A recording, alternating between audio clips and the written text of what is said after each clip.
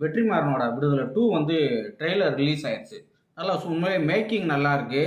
விசுவலும் நல்லா இருக்கு. பின்னணி இசை வந்து இளையராஜாவோட மியூசிக்கு ஏற்கனவே வந்து பாட்டு 3 பாட்டு ரிலீஸ் ஆச்சு. 3 பாட்டுமே மாசு. இப்போ ட்ரெய்லர்லையுமே வந்து அந்த ஆக்ஷன் சீனோட பின்னணி இசைலாம் நல்லா படம் மாசா இருக்கு.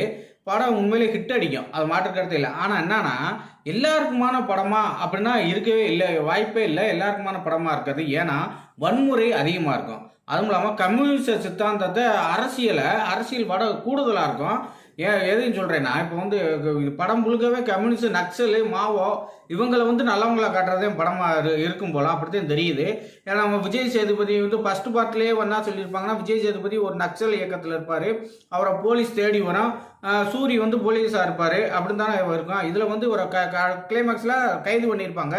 இவர் வந்து பிளாஸ்பேக் சொல்கிறதே படத்தோட கதையாக இருந்தது. இதில் என்னன்னா இவங்க வர இருக்காங்க மஞ்சு வாரியர் ஒரு கம்பெனியில் வந்து ஒரு விஜய் சேதுபதி வேலை பார்க்குறாரு. இவங்க அங்கே இவங்களே சூப்பர்வைசராக தான் இருக்காங்க போல. 2 பேருக்கும் இடையில லவ் ஆயிடுச்சு. ஒரு கம்யூனிஸ்ட் வேலை பார்த்துக்கிட்டு இருக்காரு. அப்போ வந்து இவங்களை விழிப்புணர்வு வந்து எல்லாம் ஏமாத்துறாங்க. பண்ணையார் ஜமீன்தார் இவங்கெல்லாம் ஏமாத்துறாங்க. இதை வந்து கதாநாயகி வந்து மஞ்சு வாரியர் சொல்லிக் கொடுக்குது. அதனால மஞ்சு வாரியரை கொன்றாங்க. உடனே ஒரு புரட்சி பாதை நக்சல் பாதையை தேர்ந்தெடுக்கிற மாதிரி கதை இருக்கலாம். அப்படி கூட இருக்கலாம். இதில் என்னன்னா ஃபுல்லாக கம்யூனிஸ்ட் கொடியதையும் காட்டுறாரு. ட்ரெய்லர்லேயே ஃபுல்லாக முக்கால்வாசி நேரம் கம்யூனிஸ்ட் கொடி, கம்யூனிஸ்ட் ஆஃபீஸு, கம்யூனிஸ்ட் சித்தாந்தத்தை பேசுகிறாரு. எதையும் பேசுகிறாங்க. இது என்ன பேசிட்டு போகிறாங்களே அப்படிங்கன்னா திமுக விட மாட்டாங்களே. திமுக ஆட்சி செய்கிறப்ப இன்னொரு கட்சியை வந்து புகழ விடுவாங்களா?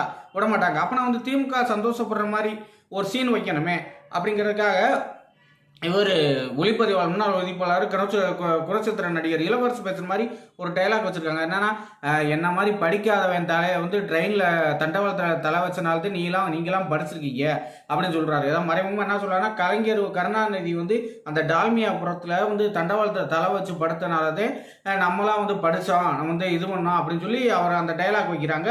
அவர் வந்து உதயநிதி அண்ணன் ரெட் ஜெயின் மூவிஸ் தான் படம் எடுக்கிறாங்க. கிருத்திகா உதயநிதி அவங்க மனசு குளிரணும், இன்பநிதி மனசு குளிரணும், அடுத்த ஸ்டாலின் ஐயா மனசு குளிரணுங்கிறதுக்காக அந்த டைலாக் வச்சுருக்காங்க.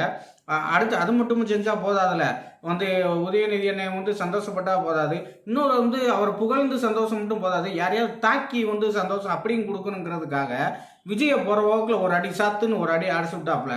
என்னன்னா வந்து ட்ரெய்லர் முடிக்கும் போது ஒரு டைலாக்கு, ஒரு தலைவன் கொள்கை இல்லாத தலைவனால் ரசிகரத்தை உருவாக்க முடியும், ஒரு நல்ல தலைவனாக இருக்க முடியாது.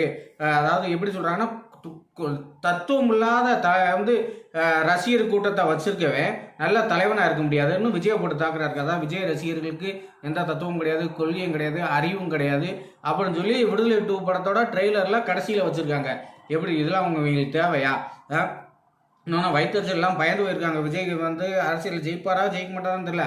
ஆனால் சீமான் முதற்கொண்டு திமுக முதற்கொண்டு அதிமுக முதற்கொண்டு எல்லாம் பயந்து போயிருக்காருங்கிறதே உண்மை. ஆனால் படத்தை படமாக பாருங்க நம்மகிட்ட சொல்கிறாங்க எல்லாரும். இந்த கங்குவா படத்துக்கு விமர்சனம் பண்ணதுக்கு எல்லாரும் விமர்சனம் பண்ணாங்க பொதுமக்கள்லாம். படம் முக்கியம் இருக்குன்னு படத்தை படமாக பாருங்க, விமர்சனம் பண்ணாதீங்க. நாங்கள் இப்போ படத்தை வந்து படமாக தானமாக எடுக்கணும். படத்தை படமாக பாடம் எடுத்து வச்சுருக்காங்க. எல்லாம் ஃபுல்லாக கம்யூனிஸ்ட் பாடம், திமுக பாடமாக விடுதலை 2 வருது. அரசியலில் வந்து திமுகவுக்கு ரொம்ப பிடிக்கும், கம்யூனிஸ்ட் எனக்கு ரொம்ப பிடிக்கும் அப்படின்னு சொல்கிறவங்கள வந்து கண்டிப்பாக அந்த படம் பிடிக்கும்.